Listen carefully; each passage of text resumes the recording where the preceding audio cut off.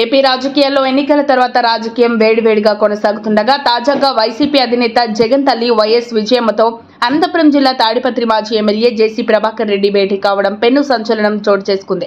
ఇప్పుడు ఇదే hot topic గా మారింది. హైదరాబాద్ లోటస్ పాండ్ లోని నివాసంలో విజయమ్మను జేసీ ప్రభాకర్ రెడ్డి కలిశారు. ఎందుకు కలిశారు, ఏం చర్చించారనే అంశాలపై స్పష్టత లేనప్పటికీ ఈ భేటీ ఆంధ్ర రాజకీయాల్లో సంచలనానికి కారణమైంది.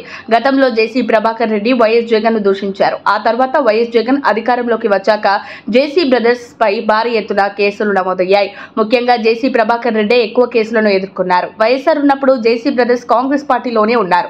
అనంతపురం జిల్లాలో చక్రం తిప్పారు. రాష్ట్ర విభజన తర్వాత జేసీ బ్రదర్స్ 2014లో టీడీపీలో చేరారు. తాడిపత్రి నుంచి జేసీ ప్రభాకర్ రెడ్డి ఎమ్మెల్యేగా, అనంతపురం నుంచి ఎంపీగా జేసీ దివాకర్ రెడ్డి విజయం సాధించారు. 2019 ఎన్నికల్లో వీరికి బదులుగా వీరిద్దరికి కుమారులు బరిలోకి దిగి ఓటమి పాలయ్యారు. ఇక ఇటీవల ఎన్నికల్లో జేసీ కుటుంబంలో ఒకరికి సీటు దక్కింది. తాడిపత్రి ఎమ్మెల్యేగా జేసీ ప్రభాకర్ రెడ్డి కుమారుడు జేసీ అస్మిత్ రెడ్డి విజయం సాధించారు. జేసీ ప్రభాకర్ రెడ్డి తాడిపత్రి మున్సిపాలిటీ చైర్మన్ గా కొనసాగుతున్నారు.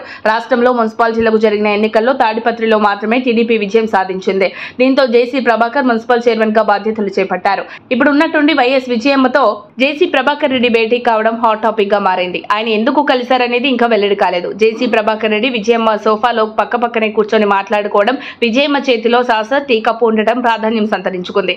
ఇందుకు సంబంధించిన ఫోటోలు సోషల్ మీడియాలో వైరల్ గా మారాయి. అసలు ముందు ఎవరు కలిశారనేది కూడా మీడియాకు తెలియలేదు. చివరకు జేసీ ప్రభాకర్ రెడ్డి హైదరాబాద్ లోని లోటస్ పాండ్ లో విజయమ్మను కలిశారని తేలింది. సుమారు అరగంటకు పైగా జేసీ అక్కడున్నారని తెలిసింది. ఈ సందర్భంగా విజయమ్మ ఆరోగ్య పరిస్థితిని ప్రభాకర్ రెడ్డి అడిగి తెలుసుకున్నారని విశ్వసనీయ వర్గాల సమాచారం. ఈ భేటీకి ఎలాంటి రాజకీయ ప్రాధాన్యత లేదని అంటున్నారు. అప్డేట్స్ కోసం మా కాయ్ టీవీని సబ్స్క్రైబ్ చేసుకోండి. మా వీడియో కనుక మీకు నచ్చినట్లయితే లైక్ చేయండి, షేర్ చేయండి. మీ విలువైన అభిప్రాయాలను కామెంట్ బాక్స్లో తెలియజేయండి.